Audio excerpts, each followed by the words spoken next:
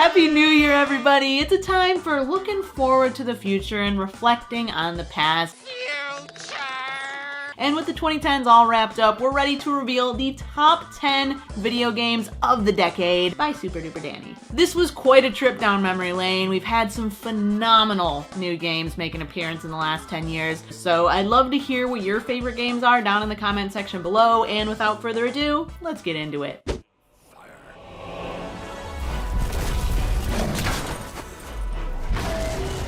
Number 10, The Elder Scrolls V Skyrim. The Dragonborn! Ladies and gentlemen, this game I just got completely and totally immersed in, and I have to admit, I really don't remember the storyline much. I'm pretty sure most of the time I just spent goofing around and wreaking havoc on the locals, but I do remember that I had a great time playing this game and exploring new areas, getting attacked by monsters, dragons, and everything in between.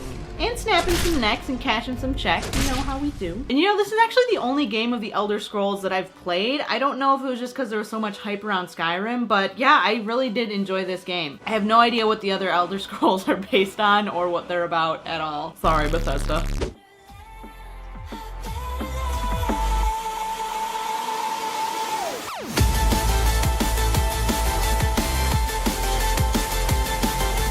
Number 9, Beat Saber. I know I'm gonna get some hate for this one. Like, Danny, you got 10 games on this list, and one of them is Beat Saber. I'm not sure if you've ever played this game, but oh my god, is it fantastic. Okay, you essentially just like swing around these lightsabers in like specific directions based on the beat to a song. It's a hella simple idea, but playing it in VR was such a fun and enjoyable experience. I was like completely immersed and engaged. I forgot where I was or what I was doing. It's basically like New Age Guitar Hero. Plus, I got a workout while I was playing this game. Anybody get tickets to the gun show?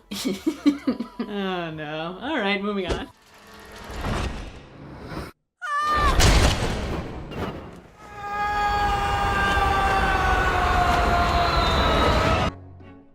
Number 8, BioShock Infinite. Okay, this game the shit out of me. Not only was the gameplay and storyline just fantastic, but I remember finishing the game and just kind of sitting there, you know, just like contemplating my entire existence and rethinking all of my life choices. Like, just like the timeline and like the setting of this game in general, I thought was really unique and really interesting. Like, I hadn't played a game that has taken place up in the sky in like this weird, creepy, parallel universe-y dystopian kind of thing. Plus, it was a first-person shooter. You know, you got to shoot people. Hurt everyone. I don't know why that's my go-to, but if you want to get tripped out and have an absolute existential crisis, I highly recommend playing BioShock Infinite. Moving on.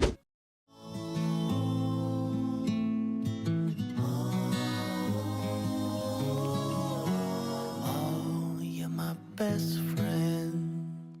Number 7, Pokemon Go. This, I feel like, is honestly a bit of an underrated one. When you think of like video game, like the top 10 video games, like sometimes mobile games wouldn't even cross your mind. But this game honestly changed the freaking world. Everyone was playing this game. You could walk outside and see just hordes of people playing it on their smartphone, walking down the street. It was like the first AR integrated video game that really caught on. But on top of that, I also feel like it got a lot of people back into playing either the Pokemon games, the Pokemon trading cards, or anything like that. Now, we might be a little biased because we're a Pokemon themed channel, but Pokemon was definitely hip and cool again for at least a solid 6 months. Now we're back to being geeks, everyone. I'm not a nerd. He is not staying the night. He's a god. You know, I've been in this game for a lot of years, and I got out alive. Number 6. Grand Theft Auto 5. Bruh. This game was a wild ride from start to finish. I absolutely loved the diversity of the different characters, you know, getting to play as total scumbags, meth heads, you know, getting to walk through the hood and the hills wreaking havoc. I have played a lot of Grand Theft Auto games in my day, and I must say that this is my all-time favorite.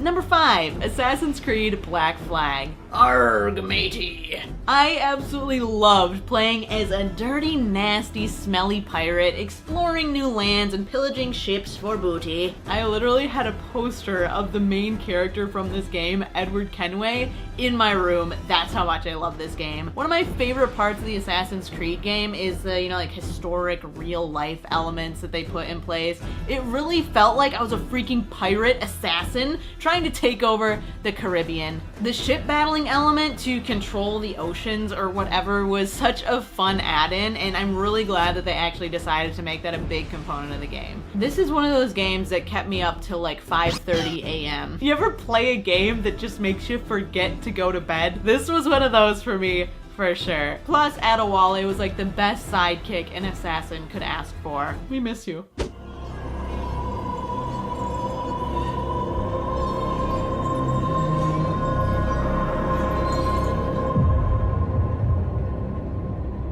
Number 4, Uncharted 3. But honestly, all the Uncharted games were great. For real, Uncharted really caught me by surprise. Like, I hadn't played it or really even heard of this series until I bought the PS4 bundle that included all of the Uncharted games. They added so much drama, action, adventure, and mystery all into one story. And if you play one of these Uncharted games, you're gonna wanna play them all. They're that good. Okay, Nathan Drake, what a great protagonist, okay? He's charming, he's handsome, doesn't bat an eye in the face of danger. He's so dreamy, okay? Why do I keep flexing? Nathan Drake, will you marry me?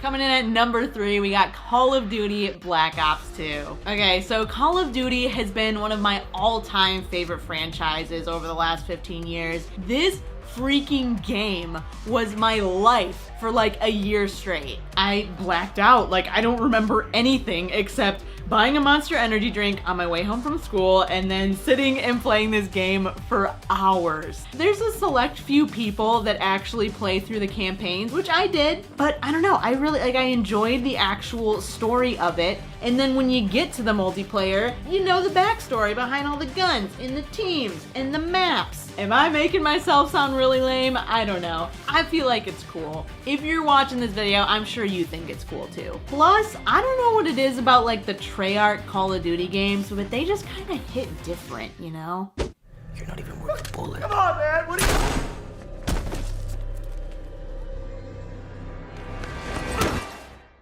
Number 2 goes to Far Cry 3. Literally the most engaging video game I have ever played. Being a part of the story was like a real life experience. I could not take my hands off the controller or my eyes away from the screen. I highly recommend playing any of the Far Cry games, but Far Cry 3 had the most incredible storyline and gameplay. It absolutely blew me away. I'm sorry. I don't like the way you are looking at me. If we're talking about bad guys here, Vas Montenegro, orale! Vas was like the coolest bad guy to ever grace our presence in a video game. Name me a cooler villain right now. I don't like, he's seriously, I think, my favorite antagonist out of like any game ever. Did I ever tell you the definition of insanity? The whole idea and concept behind this game where you're essentially like kidnapped and then you gotta make your way out, that part was great. It felt like it was like it could actually happen IRL, but there was also enough crazy shit going on that it was like, there's no way that would happen in real life. Oh, dude, the ending to that game was bizarre too. Oh my, I forgot. There were like, I think there was 2 endings to that game, one of which was crazy, absolutely far-fetched, especially for a game in 2012. All I'm trying to say is, this game makes the top 10 for a reason and the top of the top 10 for a reason. Props to you, Ubisoft.